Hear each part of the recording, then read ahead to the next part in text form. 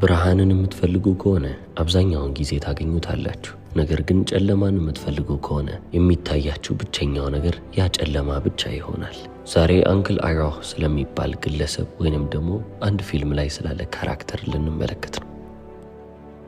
የፊልሙ ርዕስ አቫታር ዘ ላስት ኤርቤንደር ሲሆን አኒሜሽን ወይንም ካርቱን ፊልም ነው። ምንም እንኳን እዛ ፊልም ላይ ያሉት ገጸ ባህሪዎች ትክክለኛ የሚባሉ ሰዎች ባይሆኑም ታሪኩ ሙሉ ለሙሉ ልብ ወለድ ቢሆንም ከሰው ልጅ አይምሮ የመጣ ታሪክ ነውና አይምሯችን ውስጥ ኤግዚስት የሚያደርጉ ካራክተሮች ናቸው ብለን ልናልፍ እንችላለን። ታዲያ በዚህ ፊልም ውስጥም ስለ አንክል አይሮህ ነው ዛሬ የምናወራው ብለናል። ይህ ሰው ማን ነው ምንድን ነው ካልን ሁሉም ሰው በህይወቴ ውስጥ ይሄ ሰው ቢኖር ብሎ የሚመኘው አይነት ሰው ነው። አንክል አይሮህ ሜንተር የሚያደርግ ወይንም ደግሞ የህይወትን መንገድ የሚያሳይ ጥበብን ስትፈልጓት ሊነግራችሁ ሊያሳያችሁ ሊያስተምራችሁ የሚችል በከባባድ ጊዜያቶቻችሁ ላይ መሳቅን የሚያስተምራችሁ ምንም አይነት ሁኔታ ላይም ብታውት በጣም ምርጥ የሚባል ሻይ አፍልቶ በመስጠት ይታወቃል። ታዲያ አሁን እንደዚህ አይነት ሰው ሁላችንም በህይወታችን ውስጥ ቢኖርልን ደስ ይለናል ብለን እናስባለን። እንደዚህ አይነት ሰው በህይወታችን ውስጥ ከማግኘትም በላይ ግን እንደሱ አይነት ሰው ብንሆንም ደግሞ ደስ ይለናል።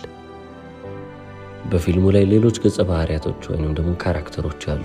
ልጅ እያላችሁ አንግ ከሚባለው ካራክተር ጋር ወይንም ከዛ ገጸ ባህሪ ጋር የተሻለ የሚባል ቅርበት ሊኖራችሁ ይችላል። ምክንያቱም ያ ገጸ ባህሪ ልክ እንደ ልጅ በጣም ብዙ የሚባል ኤነርጂ ወይንም ኃይል ያለው ነው። ትንሽ ከፍ እያላችሁ ስትመጡ ደግሞ ዙኮ የተሰኘውን ካራክተር ወይንም ገጸ ባህሪ እየተረዳችሁ ትመጣላችሁ። የእሱን ችግሮች ትመለከቱና እኔም በህይወቴ ውስጥ እየተቸገርኩ ነው ብላችሁ ከእሱ ጋር ሪሌት ልታደርጉ ወይንም ደግሞ አንድ አይነት መርከብ ላይ ነን ልትሉ ትችላላችሁ። ሳካ የተሰኘውንም ደግሞ ገጸ ባህሪ ተመልክታችሁ ምን ያህል ቀልደኛ እንደሆነ ተመልክታችሁ ምናልባትም ከእሱ ጋር ቅርብ ነኝ ልትሉ ትችላላችሁ። እድሜያችሁ ከፍ እያለና የበለጠ እየበሰላችሁ ስትመጡ ግን ከኩራት በላይ ሰላምን እየተመኛችሁ ትመጣላችሁ። ወዲያው ነገሮች ላይ ተጣድፎ ከማከናወን ደግሞ ዊዝደምን ወይንም ጥበብን ትመኛላችሁ። ነገሮችን ልቆጣጠር ከማለትም አልፋችሁ ወደ ቅንነት ታልፋላችሁ። ካይንድነስ እናንተን ይገዛችኋል።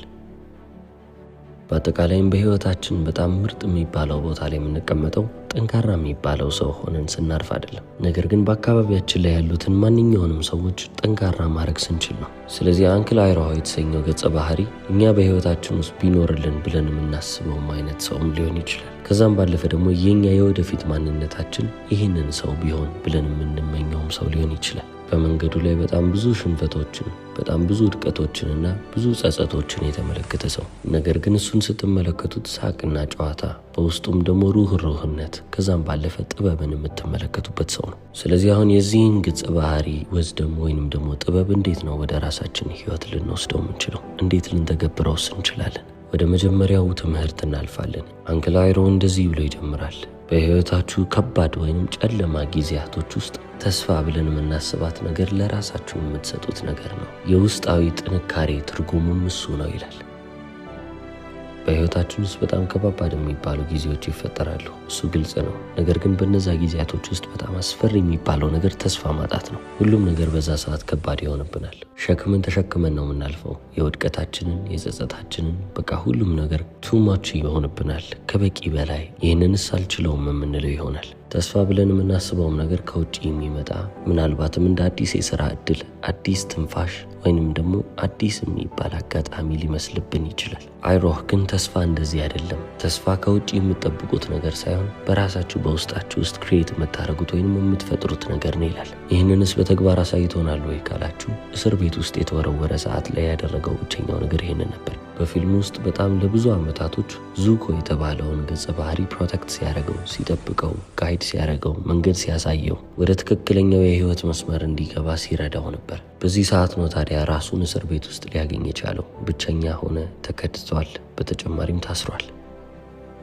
የሰው ልጅ ዝቅተኛው ነጥብ የቱ ጋ ነው ካላችሁ ማንም የለኝም፣ ብቻዬን ነኝ፣ ተከድቻለሁ፣ የኔ የምለው ሰው የለም ብሎ ባሰበበት ሰዓት ነው። ታዲያ አሁን በዛ ሰዓት ላይ በቃኝ ማለት ይችላል። የተፈጠረበት ነገር ህይወቱን እንዲያመሰቃቅልለት በቃ መፍቀድ ነበር የሚጠበቅበት። ምክንያቱም አንዴ ተመሰቃቅሏል ብሎ ማሰብ በቂ ነበር። አይሮህ ግን በዚህ የሚያምን ሰው አልነበረም። ጭራሽ እስር ቤት ውስጥ ሆኖ ራሱን ማሰልጠን ጀመረ። ትሬን ማድረግና የተሻለ ሰው ለመሆን ሞከረ። ሁሌም ቢሆን ዝግጁ ሆኖ መጠበቅን ይመርጣል። ምክንያቱም ቀኔ የመጣች ቀን ላይ ወይንም ደግሞ ሰዓቱ በደረሰች ቀን ላይ እኔ መድረስ ያለብኝ ከፍታ ላይ ደርሳለሁ ይላል። ሆፕ ብለን የምናስበው ወይንም ተስፋ ብለን የምንጠራው ነገር የሚሰጥ ነገር ሳይሆን ውሳኔ ነው። በራሳችንም ሕይወት ውስጥ የተፈጠሩትን ተስፋ አስቆራጭ የሚባሉትን ነገሮች ማስታወስ እንችላለን። ስራ ያጣንበት ቀን ይሆናል። የምንወደውን የቅርብ ሰው ያጣንበት ጊዜም ሊሆን ይችላል። የተከዳንበትም ቀን ሊሆን ይችላል። በእነዚህ ሁሉ አስከፊ የሚባሉ ቀናቶች ላይ ቀላል የሚባለው አስተሳሰብ ምን እንደሆነ ታውቃላችሁ? ተስፋ የምትባለዋ ነገር የሆነ አጋጣሚን ጠብቃ ትመጣለች ብሎ ማሰብ ነው።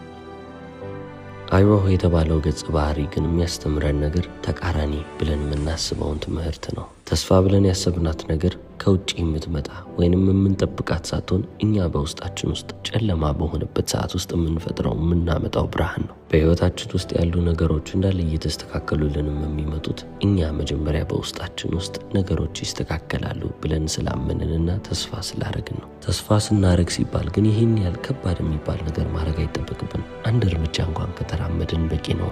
ምናልባትም ገናና ሆናችሁ ላትወጡ ላትታዩ ትችላላችሁ። ነገር ግን ካላችሁበት ጨለማ የሚባል ቦታ ውስጥ ትንሽዬ ብርሃን ማምጣት ትችላለሁ ብሎ ማመን በቂ ነው። አንድ እርምጃ ማለት እቺ ብርሃን፣ እቺ ተስፋ ማለት ነች። ተስፋን ከብርሃን ጋር ካያያዝነው አይቀር ወደ ሁለተኛው ትምህርት ወይንም ለስን እናልፋለን። አንክል አይሮ እንደዚህ ብሎ ይመክራል። በውስጣችሁ ውስጥ ብርሃንንና ሰላምን ይዛችሁ ሂዱ። ውስጣችሁ ያለውን ብርሃንና ሰላም አውጥታችሁ የምታሳዩ ከሆነ በአካባቢያችሁ ላይ ያሉትን ነገሮች መለወጥ፣ መቀየር ትችላላችሁ ይላል።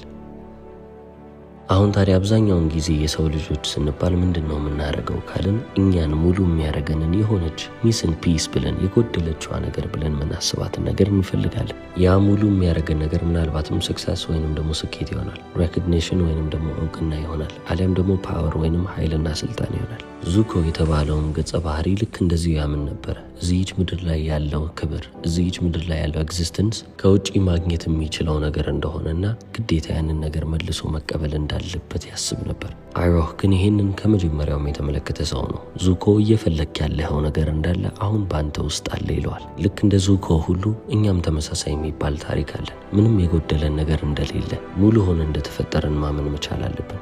እኔ ውስጥ የሆነ የጎደለ ነገር አለ፣ በገንዘብ በስኬት ወይንም ደግሞ በአፕሩቭል ሞላዋለሁ ብለን ልናስብ አይገባም። ትክክለኛው የሚባለው ፈተና የሚመጣው ከውጪ ምን አለ ብሎ ነገሮችን ከመፈለግ ሳይሆን ሲጀምርም በእናንተ ውስጥ ቀድሞውኑ የነበረውን ነገር ማግኘት ነው። አይሮህ ይህንን በደንብ የተረዳ ግለሰብ የሆነው ለምንድን ነው ካልን ሁለቱንም አይነት ህይወት ስለኖረ ነው። እንግዲህ ሪታየርድ የሆነ ጄኔራል ነው። ከዚህ በፊት ጄኔራል እንደነበረ አስታውሱ። ይህ ማለት ብዙ የሚባሉ ጦሮችን እየመራ ሲያልፍ የነበረ ሰው። ከዛ በኋላ ከጦርነት ይልቅ ዊዝደም ይሻላል፣ ጥበብ ይሻላል ብሎ ትዕግስትን የበለጠ እየተለማመደ ያለፈ ሰው ሆኗል። ትክክለኛ የሚባል ለውጥ፣ ትክክለኛ የሚባል ጥንካሬም ከውጭ ያለን ነገር በማባረር ውስጥ እንደማይገኝ የተገነዘበ ሰው ነው። ይህንን ለውጥና ይህንን ጥንካሬ እያገኛችሁ የምትሄዱት እናንተ ራሳችሁን መቀበል ስትችሉ ነው። በቃ እንደሆናችሁ ታርጋችሁ ራሳችሁን ተቀበሉት። ዙኮ የተባለውንም ገጸ ባህሪ በሚያግዝበት ሰዓት ላይ ለዚህ ነው ቶሎ እንዲለወጥ ያልፈለገው። በቃ በራሱ ሰዓት ያውቀዋል ብሎ ትዕግስተኛ መሆንን ቻለበት። ዙኮ ራሱ በፈቀደበት ሰዓት ላይ በራሱ ሰዓት ያንን ዋጋ ለራሱ ማወቅና መገንዘብ ቻለ።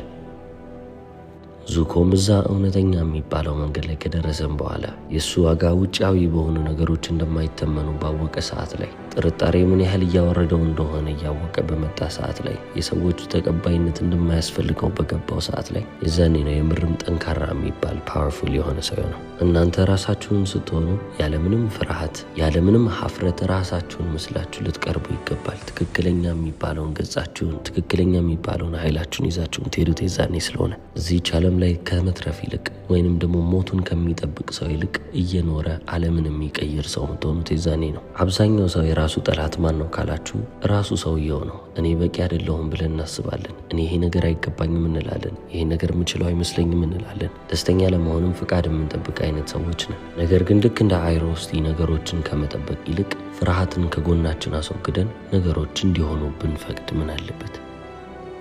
ምናልባትም የዛኔ ነው እኛም ልክ እንደ ዙኮ ምንም ነገር በውስጣችን እንዳልጎደለ ልብ እያለን እያስተዋልን የምንመጣው። ወደ ሶስተኛው የአንክል አይሮ ትምህርት እንለፍ። ዴስቲኒ ኢዝ አ ፈኒ ቲንግ ይላል። እጣ ፈንታ በጣም የምታስቅ ነገር ነች። ነገሮች እንዴት እንደሚያልፉ መቼም ቢሆን ልታውቅ አትችልም። ነገር ግን ቃል እገባልሃለሁ ሁሌም ቢሆን አይምሮህን ክፍት የምታደርግ ከሆነና ልብህን ክፍት የምታደርግ ከሆነ የራስህን ደስትኒ የራስህን እጣ ፈንታ እንደምታገኘው ከአሁኑ ልነግርህ እፈልጋለሁ ይላል። የሰው ልጅ በጣም አጥብቆ ከሚወደው ነገር ውስጥ መካከል አንዱ ምንድነው ካላችሁ ኮንትሮል ወይንም ደግሞ ቁጥጥር ነው። እርግጠኛ የሆኑ ነገሮች ያስደስቱናል።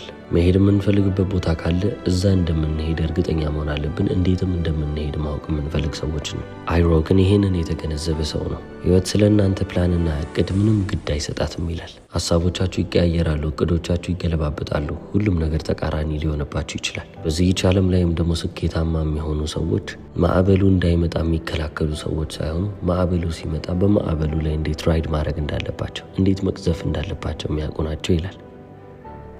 ዙኮ የተባለውንም ገጸ ባህሪ በሚመራበት ሰዓት ላይ የሚያጋጥመው ነገር ተመሳሳይ ነው። ዙኮ ፈልገዋለሁ ይሄ ነው መንገዴ ያለበት ቦታና የምርም ዕጣ ፈንታው የወሰደበት ቦታ እጅግ የሚባሉ የተለያዩ ናቸው። በተጨማሪም ደግሞ ባልጠበቀበት ባላሰበበት እጅግ ሊሆን አይችልም ብሎ በጠበቀበት ቦታ ነው ሊፈጠርበት የቻለው። አይሮህም ደስቲኒ ኢዝ አ ፈኒ ቲንግ ያለው ለዚህ እኮ ነው። ዕጣ ፈንታ የምታስቅ ነገር ነች ያለው። ሁሌም ቢሆን በምትጠብቋት መንገድ ሳይሆን በማትጠብቋት መንገድ ነው የምትመጣው። እርግጠኛ ነኝ በእናንተም ህይወት በሁላችንም ህይወት ውስጥ ይሄ ነገር አጋጥሞናል። ምርጥ የሚባል ነገር ይፈጠራል ስንል የዛ ነገር ተቃራኒ ተፈጥሮ አስከፍቶናል። በህይወቴ ውስጥ እንደዚህ አይነት አስከፊ ነገር ተፈጥሮብኝ አያውቅም ብለን የምናስበውም ነገር ህይወታችንን የለወጠልን ምናልባትም ደግሞ ብሌሲንግ ኢን ዲስጋይዝ ብለን ያስብነው በመከራ ውስጥ የተጠቀለለ ደስታና በረከት ሆኖብን መጥቶልን ይሆናል። ከፍቅረኛችሁ ጋር በጣም በክፉኛ ተጣልታችሁ ነገሩ እዛ ጋር አከተመ ተብሎ ያለቀለት ጉዳይ ሆኗል። ያ ነገር ጎዳኝ ስትሉ ግን ያ ያሳልፋችሁት ነገር ለቀጣዩ ወይንም ለትክክለኛው ሰው እናንተን ዝግጁ ያደረጋችሁ ሪሌሽንሺፕ ሆኗል።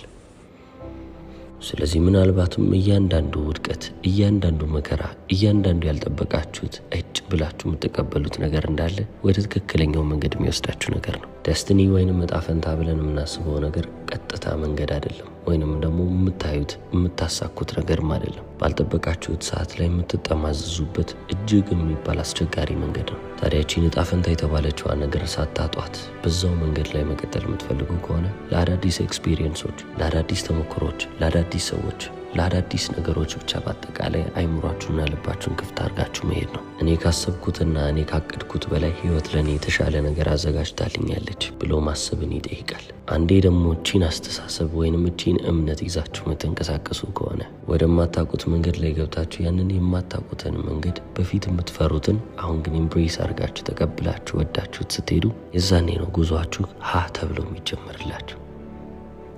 ታዲያ በዚሁ መንገድ ላይ ሳላችሁ አይቀር አይሮ አንድ የሚመክረው ነገር አለ። ከማታውቁት ሰው ጋር ወይንም እንግዳ ነው ብላችሁ ከምታስቡት ሰው ጋር ሻይ መጠጣትን ልመዱ ይላል። ውብ የሚባል የህይወት ተሞክሮ ይሆናችኋል ይላል። ወደ አራተኛው ለሰን ወይንም ወደ አራተኛው ትምህርት እናልፋለን። በዚህች ምድር ላይ ስንኖር ደስታን እንደ ትልቅ ነገር እንድንመለከተው ተደርገናል። በጣም ብዙ ነገር ካገኘን በኋላ አንድ የምንወስዳት ወይንም ደግሞ የምናገኛት ነገር መስሏናለች። ጆይ ወይንም ደግሞ ደስታ ብለን የምናስበው ነገር ግን ለአይሮ ልክ እንደዚህ አልነበረም። ብዙ ጊዜ ችላ ብለን የምናልፋቸው ልብም የማንላቸው ነገሮች ኳይት ሞመንትስ ተብለው የሚጠሩት ነገሮች ደስታን የምናገኝባቸው ቦታዎች ናቸው ይላል። ሻይ አፍልቶ መጠጣትን የመሰለ ደስታን የሚያመጣልን ነገር የለም። ከቅርብ ጓደኞቻችንም ጋር ማውራት ልክ እንደዛው ውብ ይባላል። ረዘም ያለ ቀን ካሳለፋችሁ በኋላ ፀሐይዋ ስትጠልቅ መመልከትንም ሊመስል ይችላል።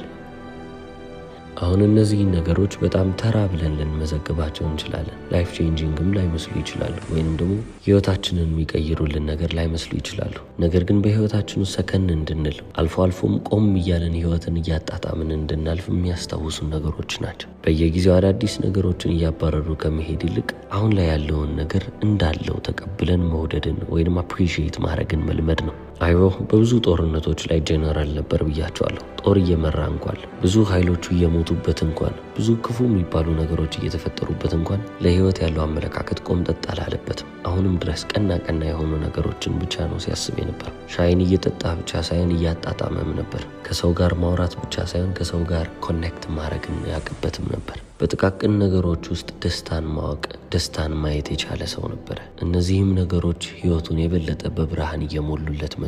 ህይወት ውስጥ ትንሽ ብርሃን ካለ እንኳን ያቺን ብርሃን ለሰዎች ያጋራል። ስለዚህ ቺ ኮኔክሽን የምትባለዋን ቃል መቼም ቢሆን ልንረሳት አይገባም። ከልባችን ከሰው ጋር ኮኔክት ማድረግን ማወቅ አለብን። ከማናውቀው ሰው ጋር በመንገዳችን ላይ ማውራታችን፣ ቀና የሚባል ኮንቨርሴሽን መኖሩ ራሱ በጣም ትልቅ የሚባል ፐርስፔክቲቭ ሊሰጠን ይችላል። አዲስ እይታን ለእኛ ሰጥተውን ማለፍ የሚችሉ ሰዎች ይሆናሉ። ሌላው ቢቀር ቢያንስ መጥፎ ቀን እያሳለፈን እንኳን ቢሆን ጥሩ ነገርን ተናግረው ትንሽዬ ቀልድን ጣል አድርገው በማለፋቸው ምክንያት ብቻ ቀናችንን ጨርሰን እንድናልፍ ሊፈቅዱልን ይችላሉ። ሕይወታችንም ልክ በእንደነዚህ አይነቱ በራሪ በሚባሉ ነገር ግን ትርጉምን በሚሰጡ ነገሮች የተሞላች ነች። አይሮህ የሚያስታውሰንም ነገር ይሄንን ነው። መቼም ቢሆን አትጣደፉ፣ አትሩጡ፣ አንዳንዴ ቆም ብላችሁ ሻያችሁን እየጠጣችሁ ማለፍን ልመዱ ይላል። ሆፕን ወይንም ደግሞ ተስፋን ከውጪ እንደማጠብቁት ሁሉ ሰላምንም ከውጪ መጠበቅ አቁሙ። በእናንተ ውስጥ የሚገኝ ነገር እንደሆነ አውቃችሁ ሂዱ። ክሬት እያደረጋችሁ እየፈጠራችሁ ተለፉ ይላል።